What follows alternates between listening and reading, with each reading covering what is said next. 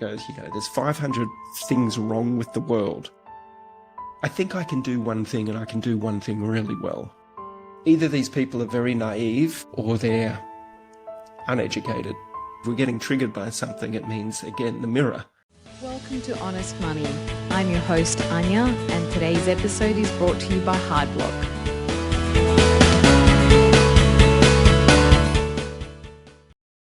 Hello, joining me today is Pete Evans. Pete, welcome to Honest Money. Hey, thank you so much for having me, Anya. Is that how I pronounce your name? Yes, it's Anya, yes. I'm so excited to finally speak to you. I have been listening to a number of the podcasts that you've been on recently, particularly Carl Stefanovic and the one you did with Efrat. And yeah, I absolutely love how they came across. I thought it was a bit of a full circle moment. Would you describe it that way as well? Yeah, Efrat is a wonderful friend and a beautiful communicator in the receiving end and being interviewed as well. And yeah, Carl was great to be invited onto his platform, actually, going back on next week, actually, for round 2, which is pretty cool. It definitely upset a few people that perhaps do not trust, have trust issues, and don't understand that somebody can pivot and change their perception. And I like building bridges. That's what I like to do. And as someone that was in mainstream media for a good 2 decades, I always perceived my my talents or gifts or the position I was in was to straddle both worlds, sort of the mainstream media world, and also have a foot in the, some would say, alternative or natural health space. And I enjoyed that adventure of having a foot in both camps. And I guess Carl is stepping into that, or he's completely severed the mainstream and going down a different path. And obviously mainstream is becoming less and less irrelevant, and to the point there where we probably shouldn't even call it mainstream anymore. We should probably just call it what it was or what it is, which is old school media narratives packaged up for the population, whereas now information is being shared in so many different ways from so many different people that are committed to sharing their perspectives on the world. I think the more diverse the information is, the merrier the world can be. And I trust in this whole process. Yeah, and I'm noticing this kind of same playbook play out, with different people and across different industries as well, where there's this kind of almost like a division between the institutions and then the public. Yeah. Well, the public, have you noticed that? The public definitely has the power. Power is such an interesting word, but never underestimate the power of the public. That's for sure. And what we've witnessed over the last however many decades, if not centuries, is that sometimes a minority can seem to have the loudest mouthpiece or horn that they're blowing, which can scare or rattle the public. But I think that is definitely changing. It has changed, whereas it doesn't hold as much weight anymore from those legacy old school media platforms, because people have worked things out that they've said have either been untruths or deception or lies or just bad information that doesn't really benefit the general public. Even in the Bitcoin space, trying to find a positive mainstream or legacy news article about it is few and far between. Whereas if you're just getting your information from that source, it would have you believe that Bitcoin is a scam and that it's going to zero and that it's broken and it's dead 1,000,000 times. And somehow it just keeps coming back to life. They don't know how or why. It's the public. It's the public that are keeping it. Well, not only giving it life, but telling each other about it and educating them. And the rabbit hole, as you know, goes deep in the financial spectrum. And more people are probably getting to that point where they're questioning so many things. And I think COVID was a great catalyst for that, for people to question. And once you start questioning and become curious about one thing that may have been a point of deception. It can take you down other areas in your life that you perhaps have trusted blindly or in good faith, and then start to query that and question that. And there's so much great material to read and watch to understand that the financial systems that have been put in place are not for the benefit of the general public, and Bitcoin serves as a solution to that. And I always believe solutions are created from human beings that see a problem in the current system or systems, and they go and make a change and let it flow. Yeah, I love that. There was one thing that you mentioned during the interview that you had with Carl about how you felt about being seen. I found that very, very interesting, because one thing that I always think about is the shaming that happens.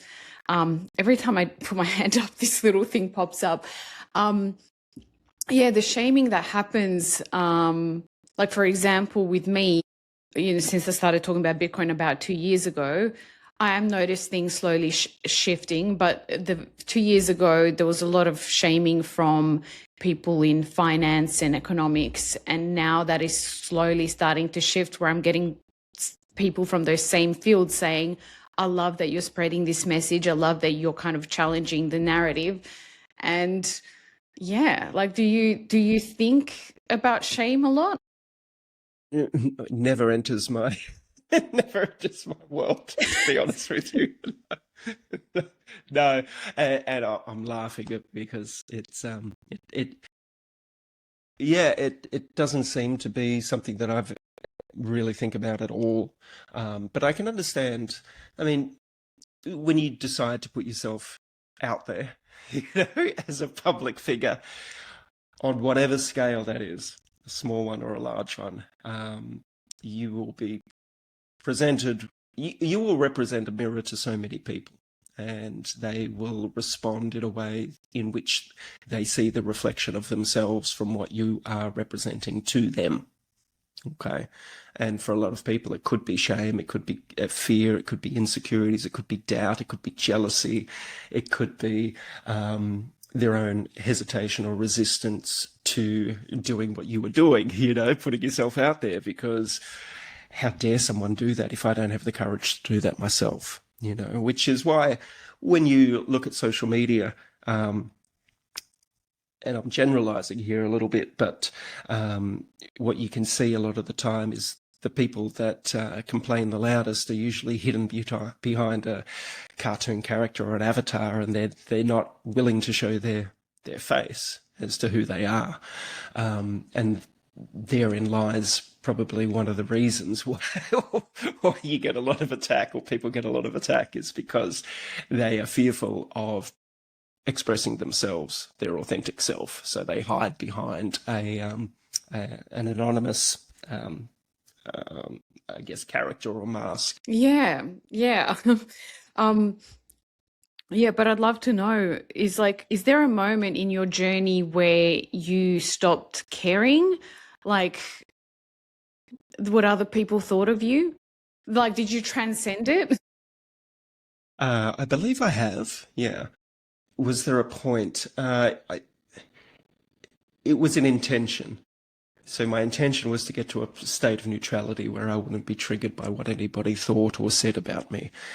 So everything in life, I believe, when we set an intention to go down a path of remembering or rediscovering or confronting these insecurities that we can have, whether it is being seen or being heard or public speaking or being judged by others, if we have the choice in which we confront that, or we can dance with it, or we can contemplate it, or we can decide not to go down that path. Like, that's not my path. I don't want to be seen and heard. I don't want to be judged. And sweet, so be it. No one's forcing anybody to be a public figure. But for those that is their path, then the intention or the invitation is to, how can you achieve your desired outcomes or goals or ideas about that you want to express yourself, and stay grounded regardless of what happens, regardless if one person watches your show or a million people watch your show. As I said to Carl, sometimes the greatest freedom is not attaching an expectation to an outcome, right? And that can be a difficult one to grasp, especially in the business building or entrepreneurial space, because you want to succeed, and I always bring things back to, what does success mean to you?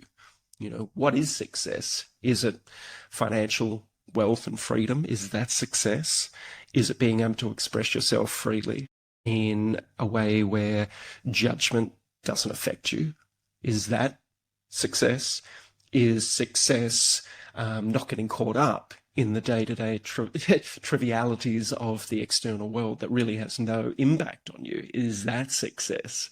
And is success actually just tending to your own self and family and land, if you have some land, or your house, and just keeping things in order, And everybody's definition of success is very different. Some is building muscle, being healthy, others being a great parent, or achieving something, going to do a degree at a university, or painting, learning to paint, or learning to a new language, or whatever it may be. And the human experience is one of experience of trying new things, or going on different paths to see how you feel on that experience. Do I like that? Quick one for the Aussies listening. Hardblock is offering a $10 sign-up discount right now. And if you're with another exchange, ask yourself this: are they Australia's longest running Bitcoin-only exchange? Because if not, maybe it's time to switch. Head to hardblock.com.au/join/honest money and start stacking sats today. As human beings, we all have preferences. We all have our likes and our dislikes of what brings us joy. And a great piece of advice I was given years ago was, if you do not know what brings you joy, then be curious about everything. Try that. If that doesn't resonate with you, try something else. If that doesn't resonate, try something else. And if we can go back into our childhood and think about what brought us joy as children, was it playing? Was it dancing? Was it singing? Was it going into the ocean? Was it actually achieving something, learning a new skill? Once we can tap into those things that bring us joy, then the rest of our life can be this wonderful adventure of discovery and curiosity. I love that. But I want to also take a step back and just ask you, what came first? Was it your health journey or the Bitcoin journey that came first that made you start questioning things a little more deeper? Definitely the health aspect of it. When my wonderful wife passed me the book Primal Body, Primal Mind, and I read that, it both clicked for us, and we put that into practice. What's the old saying? I forget the saying, but it's about knowledge and wisdom. And something is, knowledge is knowing something, but wisdom is actually putting that into practice. Something like that. It could be reversed. I don't know. I was thinking a different one. Do you want to know what I was thinking? Is knowledge is knowing tomato is a fruit. Wisdom is not putting it in fruit salad. There you go. Yeah, I like that. Yeah.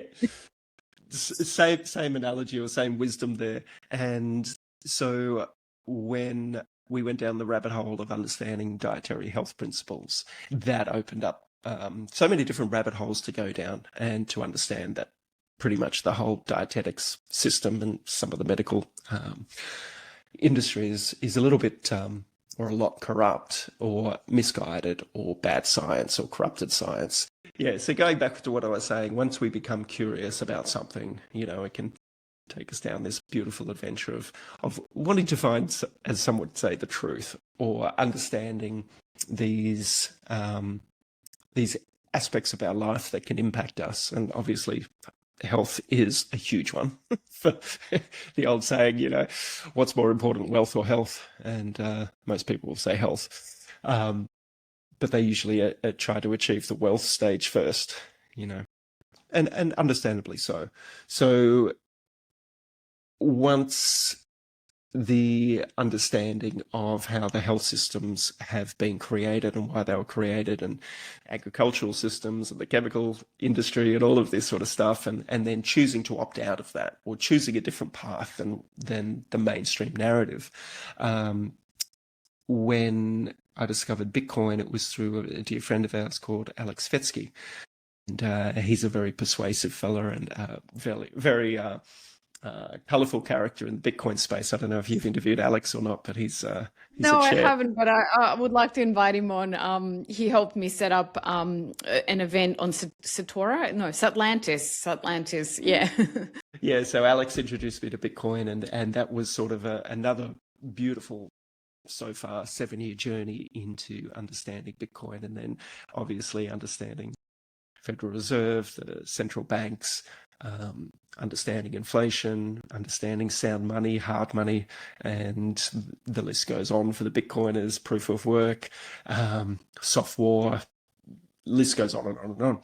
And I found it a wonderful adventure to see that there's a solution out there for the financial stresses that are placed upon the general public. Bitcoin serves as a volatile adventure for those that are brave enough. Sort of like going back to, can you get to a state of neutrality with public speaking or being seen and being heard so it doesn't trigger you? Bitcoin has offered me another test or tests along my journey. Can I stay in a state of neutrality and trust into this, I guess, protocol or this technology, which is called Bitcoin, and weather the ups and downs and still stay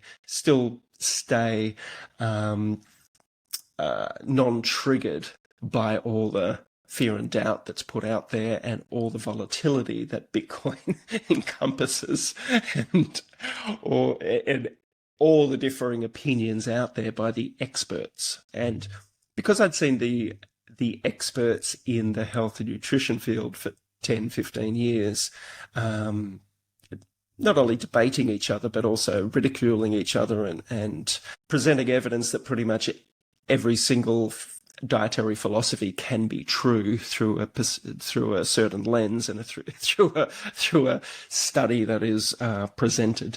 I see the same thing happening in the Bitcoin space too. So it's another invitation to: are you committed? Do you have trust? Can you verify, as the old Bitcoin saying goes, into your own Bitcoin allocation and ride the roller coaster with conviction?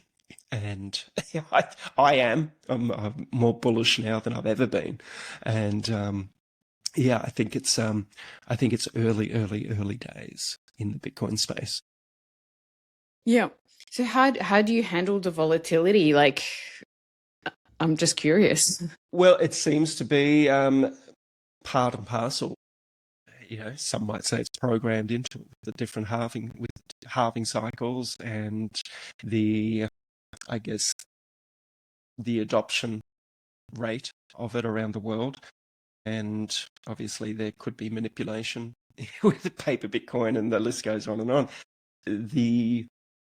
It's with the research that I've done into it, I'm, as I said, very, very, very confident that Bitcoin will do what it's meant to do, which is produce a block every 10 minutes without fail, and half the supply every 4 years, and more and more people adopting into the system, whether it be through their own personal mining, whether it be through nodes, whether it be swapping out some fiat dollars or precious metal worth into the Bitcoin protocol and become part of the network. I mean, I don't like to use the word inevitable, but I have that much conviction in this space. And I've met some of the most beautiful people in this space too. I was fortunate enough to be invited to Bitcoin Prague last year to speak on a panel, and Bitcoin Vegas this year and last year as well to speak on different panels, and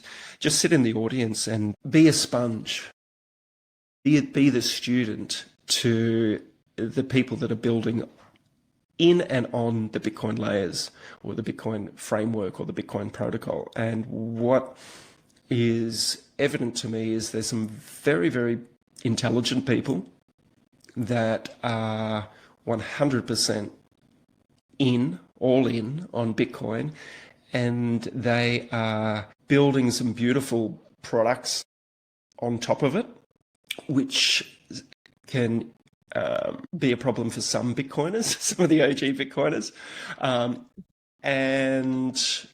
But that's cool too, you know, that 10 years ago, and we released ready-made meals into the market, and I was attacked by purists saying you shouldn't be doing ready-made meals, people should just be cooking at home.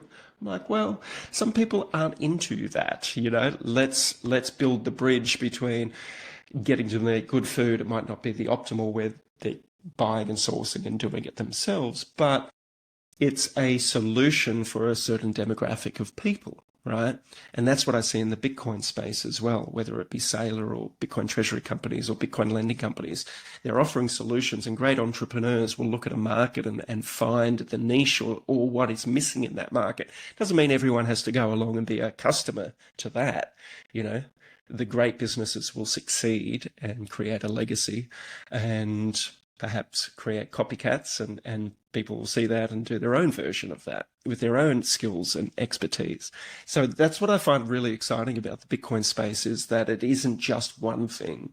It represents a lot of things, and there seems to be a lot of ingenuity and for people to on-ramp into the Bitcoin space that perhaps do not want to ride the volatility or the roller coaster like the hardcore Bitcoiners or the maximalists. Enjoy the ride. Yeah, I see that a lot. Yeah, it kind of goes back to that theme that I was talking about earlier, the shaming. You see it everywhere. You see it everywhere. Shaming people for not doing things exactly the way that they would like things to be done. Yeah, it happens in Bitcoin as well, for sure. Like with self-custody, there's only one way to self-custody your Bitcoin. And but I wanted to mention, I heard you say you've been at Prague and Bitcoin Vegas. I know you're going to be speaking in New Zealand next year, as am I, at the Sovereignty Summit. Are you doing a keynote? Do you already know what you're talking about there? I have no idea, to be honest. They've asked me if I could speak over there, and it's in Queenstown, and I was, you know, honoured to be invited. And my beautiful wife, wonderful wife, Nicola, or Nick, she's a Kiwi girl, and so great opportunity to go back to her homeland and visit her family, and Queenstown is a beautiful place, and to speak at a sovereignty summit. I generally don't try to prepare too much when I speak on anything. I just turn up and see what flows. But we'll see. I'm not exactly sure what they want me to do. But if it is a keynote, I will probably just speak from the hip anyway. But I'm not. I used to do things with slides and stuff, but that really isn't my jam. Need a way to sign, verify and secure your Bitcoin? Australia's one-stop shop for Bitcoiners has you covered. From signing devices, nodes and backup solutions to Bitaxes, decor and apparel. Visit shopbitcoin.com.au. Yeah, I love it. But I have this thesis, and I'm keen to know what you think. I have this real belief that Bitcoin aligns with everyone's values. Do you believe that too? That if people took the time to understand it, they would find something in it that they really like? It depends on which lens you're looking through. It depends on your belief systems, pretty much. You know, some people think it's magic internet money, and you know, or other people, especially in the truth and freedom community, whatever that means, think it's NSA created or CIA or Jeffrey Epstein linked. And so people will look at things, whatever it may be, through their own bias and their own belief system lens.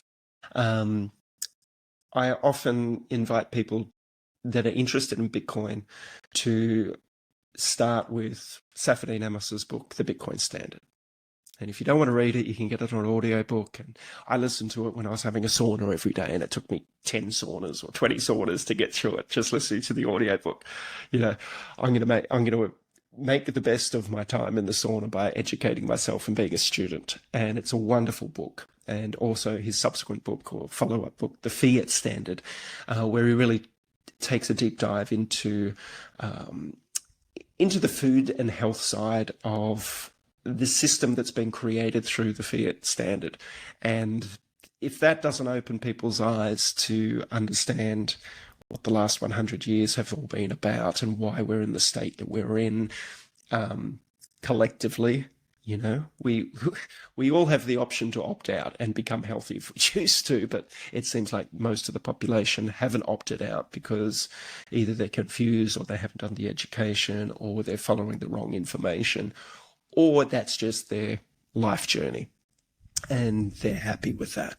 With the Bitcoin Standard, I think is I know to really digest that, it will definitely create more questions and curiosity over the history of how money was created in the first place, or store of value, or how we trade things. And it goes through the beautiful history of that. And I think that can't ever be underestimated, especially because everybody lives in a world where we trade things for the fiat currency. And so, yeah, I think the Bitcoin Standard is a really good one. And there's so many different podcasts and information out there now. I mean, the Breed Love series with Michael Saylor, even just watching the keynotes and some of the in-person chats from, say, Bitcoin Vegas or Bitcoin Prague can be really enlightening. And everyone who's speaking is framing it through their own belief system and their own worldview or their lens in which they see the world too. So,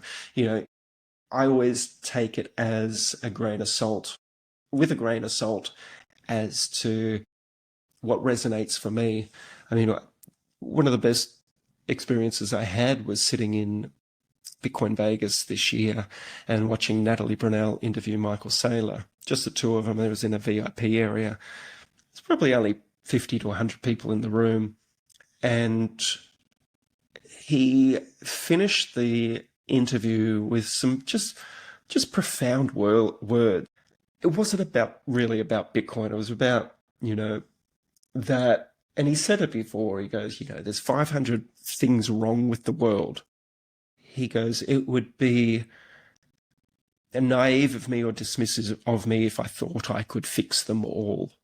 He goes, I think I can do one thing, and I can do one thing really well, which is bring Bitcoin to the masses and the people that will probably benefit the most from it. The unbanked, the people that are living in countries that have hyperinflation and terrible corruption. Capital controls. Yeah. Yep. And when you listen to that side of who Michael Saylor is, I mean, I have a deep respect for this man, not so much in all the Bitcoin that he's got, which is great, but more about the underlying, I believe that his underlying mission is to help humanity, right? And not that humanity needs saving, because everything's perfect. It always has been, it always will be, but definitely there is always going to be change. And I see him as probably one of the most influential people, if he continues on this path, that he will go down as a very, very important person of this century. And I don't even think he's started yet, to be honest with you. And yeah, I resonate with people's energy, and I think his energy is pretty altruistic and honest. And yeah, it's He's pretty been cool. receiving a pretty hard time lately, and I don't know if you saw that recent mainstream interview that he did where that lady, she just had the worst body language. She was pointing at me. She's like, "But you're a company." He's like, "Are you going to listen to any of my answers?" Did you see that? I did see it. And I mean, I've been in those situations with journalists before, or reporters, and you have to understand what you are facing when you agree to do something like that. And I've watched Saylor do hundreds of interviews. Every interview he does, I watch. And I've got to take my hat off to him, because when he goes on Fox Business or CNBC Business or Bloomberg or whatever it may be, either these people are very naive or they're uneducated. But anyone that sat there and actually understands what strategy is and what he's setting up, it's not rocket science to understand what it is. Yet the people that interview him that are meant to understand economics and business don't seem to understand it. I was interviewed during COVID by Liz Hayes on 60 Minutes. They were doing a conspiracy segment for 60 Minutes. And I'll use this as an example because Liz came in to interview me and I said, well, you understand about Professor Neil Ferguson from the Oxford College of London or whatever it may be, the person that has created the modelling for COVID-19 and the measures that we need to put into place around the world from his modelling. I said, you're aware of this person, aren't you? Because everything revolves around his modelling of COVID. She goes, no, I don't know who he is.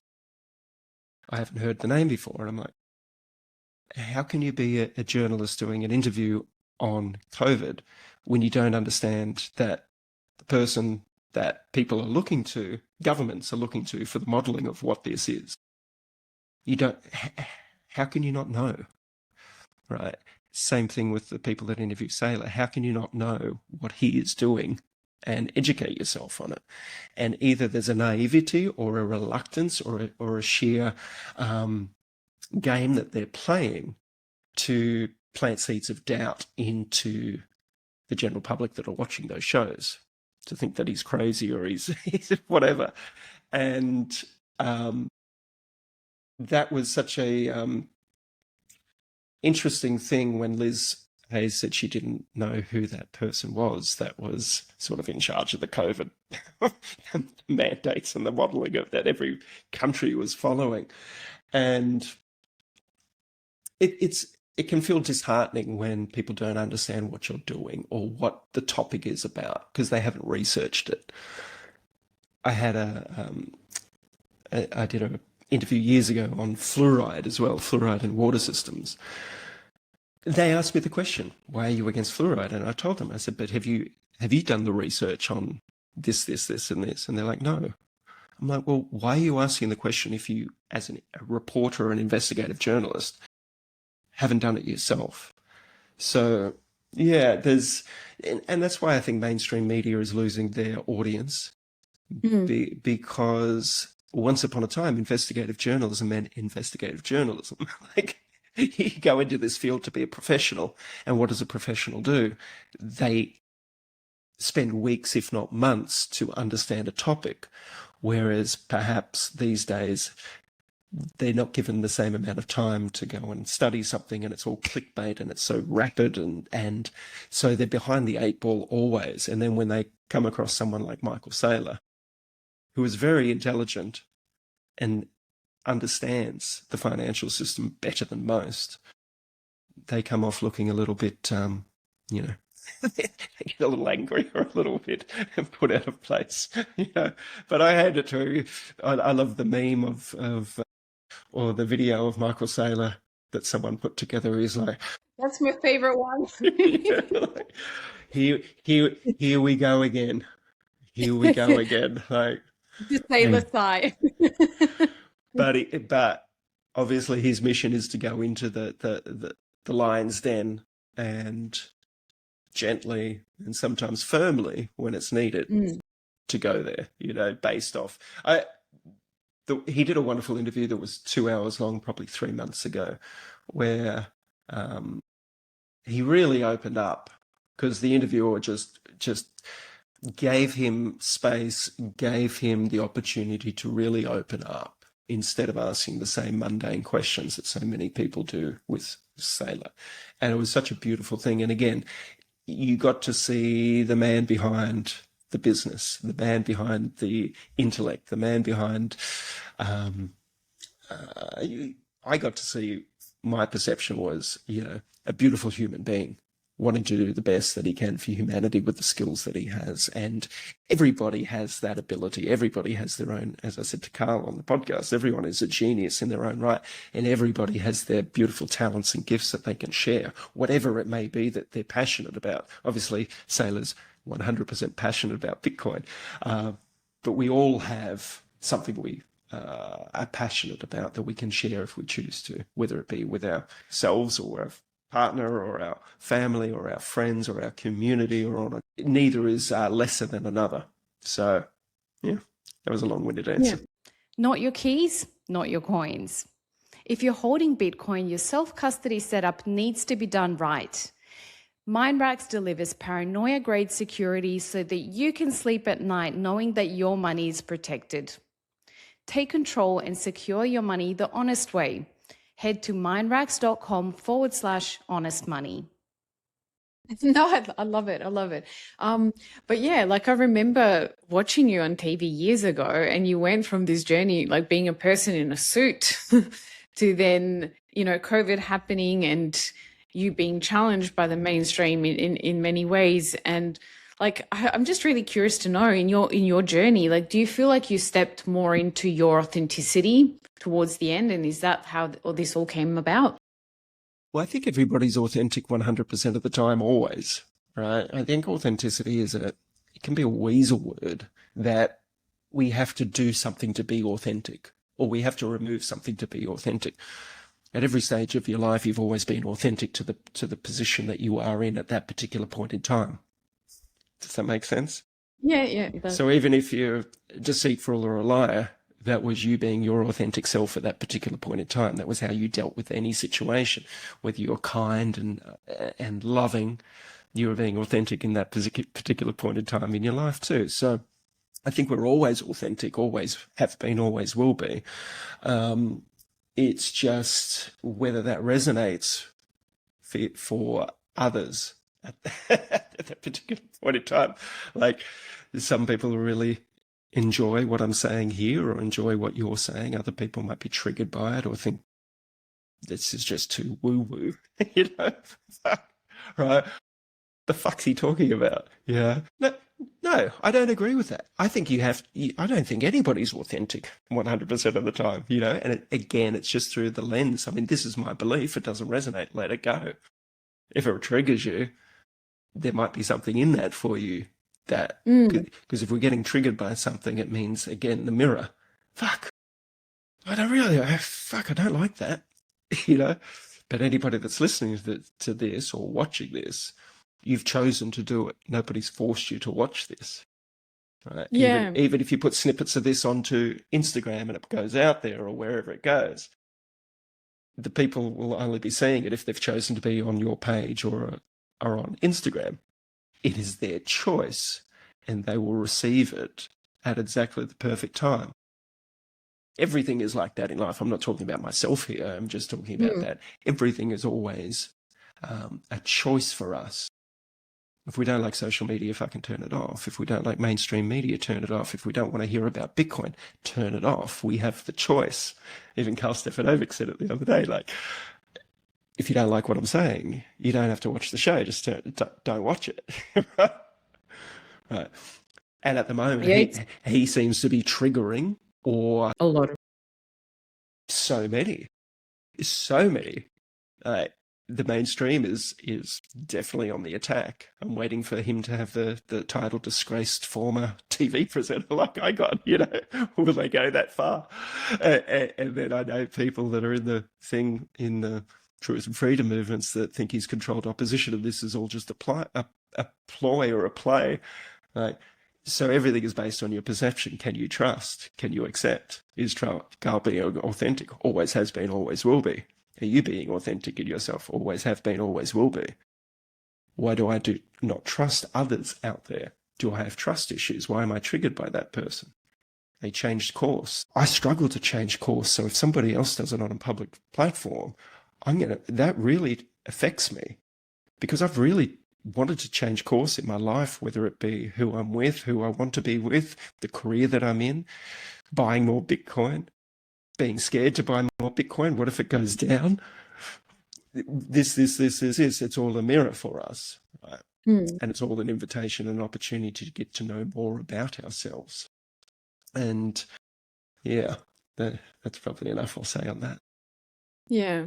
I mean, I do like what he's doing. I think we need to have more of these conversations that are a little bit uncomfortable and challenging. And I find myself lately just going down these YouTube rabbit holes of just wanting to listen to people who I don't necessarily agree with.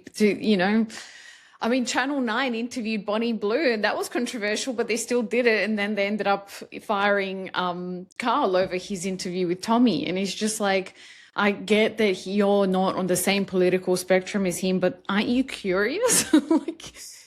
That's where I'm coming. Well, to talk about him at the moment, obviously, is it will gain clicks or headlines, exposure, and sensationalism. So it's part of that game. It's part of that industry. How can we create sensationalism? How can we create comments? How can we create more clickbaits for our advertisers? I mean, it's a business. It's as simple as that. The media is a business, and the ones that don't have advertising, that is government funded broadcasting. That is a business as well. It's all very well put into place to either subdue or to control and to brainwash and propagandize and to what they're doing with Carr now. Their character assassinating him, they'll ridicule him to plant seeds of doubt into people's minds, and then for anybody to associate with them, they will paint them with the same brush. It's the playbook. Once you see the playbook, you can see how it's done, and then you don't have to be affected by it, or you can, and you can turn that off, which means one less viewer for them, less advertising. Then they'll continue to make crap shows, and they'll become irrelevant. And more Carls will pop up, and Joe Rogans will pop up, and whoever's will pop up, and we get to have these conversations. So before we wrap up, I'm very keen to know is if someone's listening and they're curious, I guess, in what you're saying and are thinking about how can I start questioning things a little bit more deeply? How can I start thinking more critically and just going down these wonderful rabbit holes of how can I challenge my own thinking and my own beliefs about everything? Do you have a set of books or resources that you recommend? That's a great question.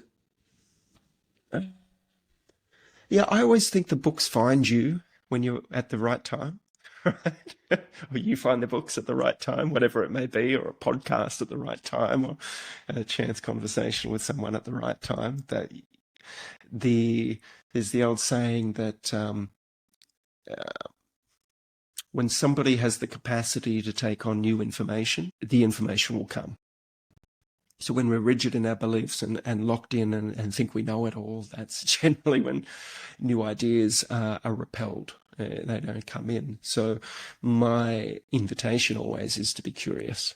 That just, if we can stay in that childlike curiosity where it's not about not knowing it all, but like I would like to learn more about everything, right?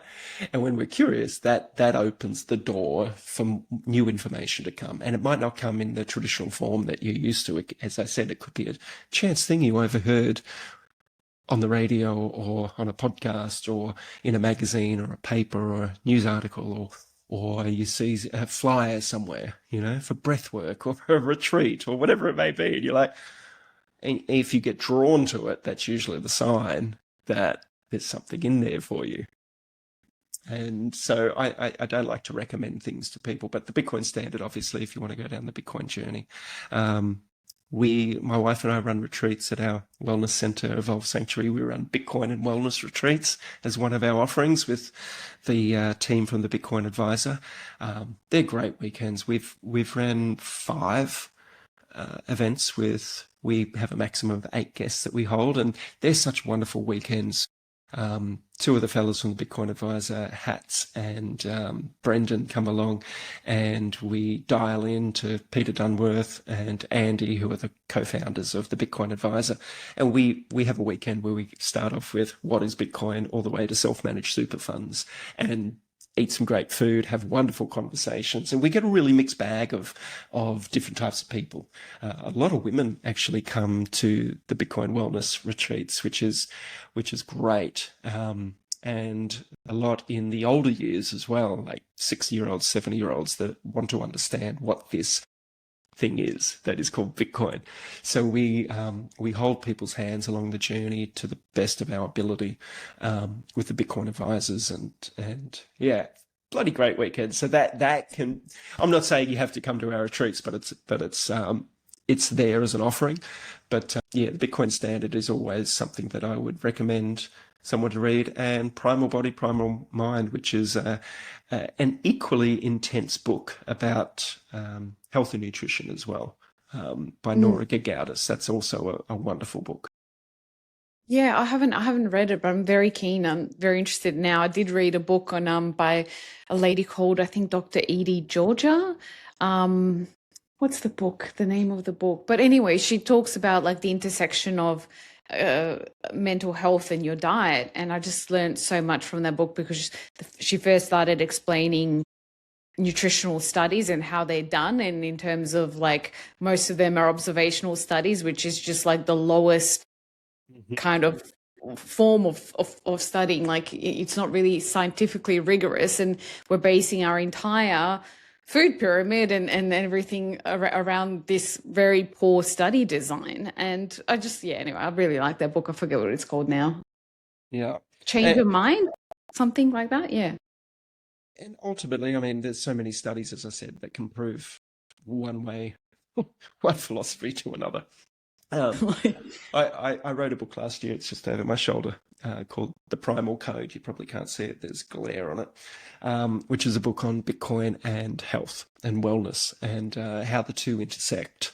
If we can remove ourselves from the pharmaceutical medical industry as much as possible through wise choices of diet and lifestyle, and we can then remove ourselves using Bitcoin from the financial corruption systems that are out there as well, then we don't become a customer for those industries. And if more and more people opt out and do not become customers, all of these industries run on profit, obviously. And if they have less customers, less profit, less influence, and we can then be sovereign as much as we choose to.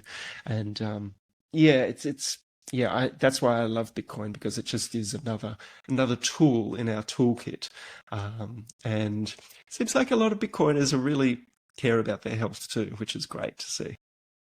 They do. And this is another thing that I just love witnessing people get into Bitcoin and their health outcomes improve, and they want to have kids, and they like this whole hope and optimism is restored, and they start making better choices, and they stop drinking. Like, how can you not love it?